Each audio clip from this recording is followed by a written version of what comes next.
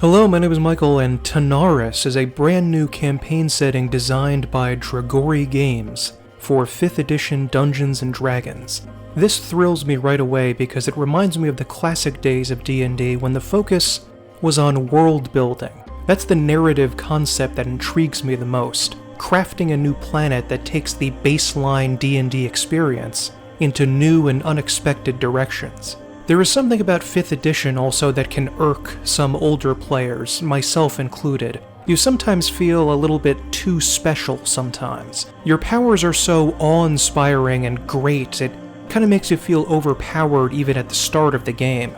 Tanares is a great way to address that. One of the first things you learn when playing is just how dangerous the world is and how just plain old survival can be a brutal challenge. In some ways, because of things I'm going to address, standard NPCs, and especially the authorities in this world, may look on adventurers with a great deal of suspicion and even hostility, making it more than a little challenging to just get by in the world. In ancient times in Tanares, the gods looked down upon the world and shook with anger at the violence they saw. Marauding armies were laid low by earthquake, hurricane, and flood to impose peace upon the blood-stained soil. The gods decreed that any who visit warfare upon their world shall face the wrath of the gods and natural disasters.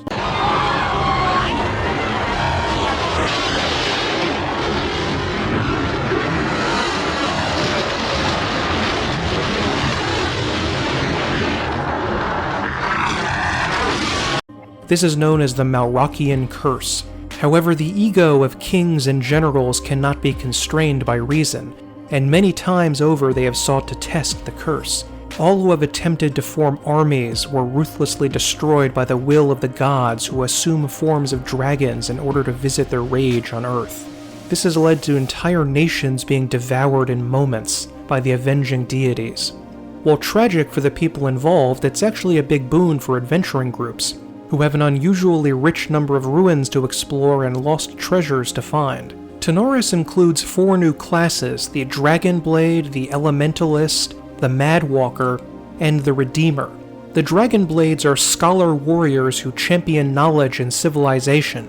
They study the dragon gods and their mysterious power over Tanares, hoping one day to eradicate the threat they pose and let the races of Tanares choose their own destiny, even if it involves war and terror. A Dragon Blade whose good can be a dedicated humanist who desperately quests to save humanity from the all-powerful hand of the judgmental deities. Or perhaps you could play him as someone disguising his true motives, to seize the might of the dragons for himself and become a new tyrant.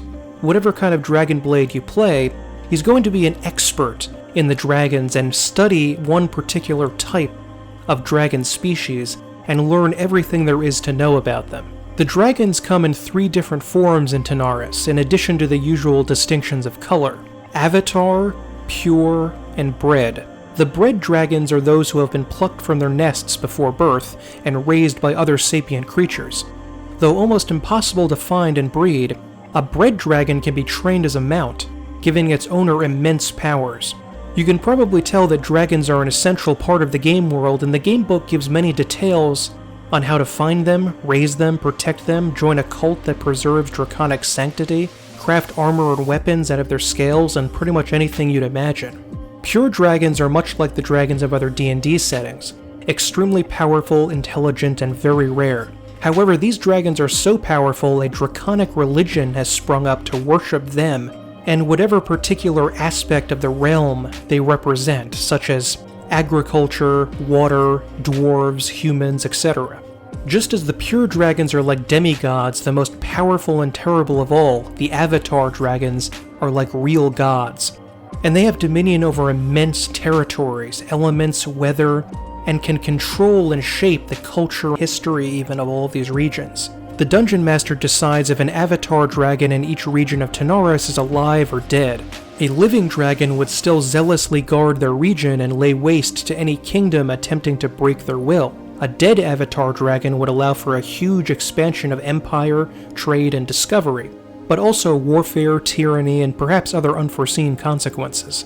The current enforcer of the status quo is the Empire, a huge organization that oppressively forces its will and to some degree that of the Dragon Church onto its people. The most important law forbids any armed forces outside of the Imperial Iron Hand to exist. Iron Hands are thoughtless myrmidons that robotically obey any Imperial command after a mystical procedure that robs them of free will. Is the Empire and its mysterious Emperor in the right to force obedience to the dragons, and thereby avoid cataclysm? Or are they vicious oppressors cynically misusing the draconic threat to keep people in line? Though the Empire is large and powerful, the DM has a great amount of leeway for variety in individual sections of settlement within or outside the Empire. Lost relics of ancient technology or magic may provide some realms with distinct features, or societal advancement or debasement absent elsewhere. The history of a region may offer a great boon or terrible curse depending on what legacy a destroyed advanced civilization has left them. The races of Tanares seem doomed to sift through wreckage of their past achievements, rats in the ruins doomed to be crushed for past and present transgressions, unless this makes the individual Tanarans stronger, strong enough to challenge the gods themselves. This idea immediately excited me about Tanares because it sounds an awful lot like my favorite sci-fi TV show, Babylon 5, that also had a world prefaced on ancient inscrutable races that would ruthlessly destroy the lesser species of the galaxy if they passed a certain civilizational mark. A new class, the Elementalist, is a mage who comes usually from a noble background and works to guard and protect rather than overthrow the dragons. They see the dragons as guardians of peace, not tyrants, and the only thing preventing the planet from being dragged down into total destruction and war. The tyranny of the Empire is acceptable as long as it prevents the anarchy of unlimited conflict. Another idea that drew me to Tanares was the idea, similar in a way to Dark Sun, that there is connection between the land, using or extracting things from the world, and energy. It's not a purely material event on Tanares when you harvest resources. You can imbue in a way your ambitions or feelings into things, like greed and rapaciousness may be poured into the gold you get. A new class, the Redeemer, can extract that energy and transform it into a weapon against enemies or help for your friends. Redeemers are highly charismatic leaders who can manipulate opinions, karma, and energy. A perfect party leader, the Redeemer is a great choice for characters looking to talk their way into or out of situations. If you don't feel like talking, in order to settle disputes between regions that would ordinarily be battles between armies, Tanarans instead opt for the arena. Bloody arena combat between single champions or small groups, representing entire peoples, has become massively popular. The only way to safely use violence is this ritualistic form of combat, small in number but no less savage in intent. A Tanaran adventuring party will likely find itself in the arena at some point, and the gamebook provides extensive rules, almost to the point of making it a game within the game to duel in the arena. Arena fighting also has a strong historical precedent in the ancient and medieval world. It was quite common in the pre-modern era for tests of strength between individual fighters, to settle things rather than a giant melee. Some well-known examples are David and Goliath in the Bible, Homeric warriors in the Iliad confronting each other in single combat outside Troy, and the legendary Battle of the 30, a chivalric duel between French and English knights for control of the province of Brittany. There's something quintessentially medieval about these small-scale duels. The smaller populations of that era, the military class system setting warrior aristocrats above everyone else, it all adds to the intensely medieval flavor the arena dueling in Tanares will give you and just makes it perfect for a D&D setting. Not all is quaint medieval romance, however. The constant intervention by draconic gods has led to the fracturing of the walls of reality itself. A dread realm is just beginning to seep into Tanares, the Penumbral Plane. The Penumbra is a shadow realm of nightmare, lunacy, and aberrations, more horrid and alien than anything in heaven or hell. Adventures in the Realm of Madness is a simple adventure that takes players into that eldritch place. The rules of matter and even time are fluid in the Penumbral Plane. Players can enter on one continent and emerge on another, or even a few centuries in the past. My favorite new class added by Tanares is the Madwalker. Madwalkers are mysteriously tied to the Penumbra, giving them powers in that realm of dreams and nightmares. They may become increasingly insane, similar to a Call of Cthulhu game, but are also granted gifts to navigate the churning, unconscious ocean of unreality, threatening to engulf the world. Eventually, a Madwalker's body begins to gain hideous but often useful mutations, like bioluminescence or deformed elastic limbs, and even the ability to transform into a Drider-like spider centaur called an Arachne, though they may also develop insanity points from interacting with the Penumbral Realm, and may become delirious, enraged, or otherwise insane. A Madwalker may be the one thing a party needs to survive, but it can also threaten them from within.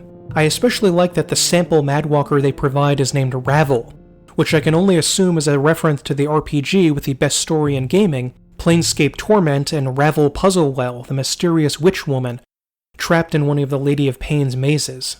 Tanares has blurred the lines even when it comes to alignment.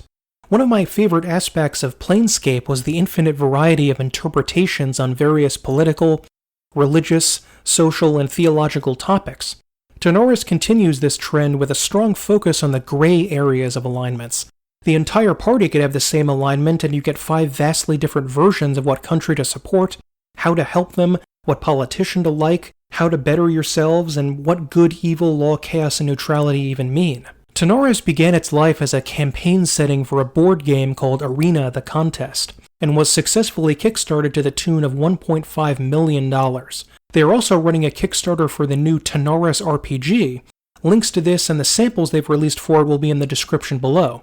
And I highly recommend that you check those out because they look really, really good. I know I'll be heading over to Kickstarter as soon as the Tanares RPG starts on August 31st, 2021.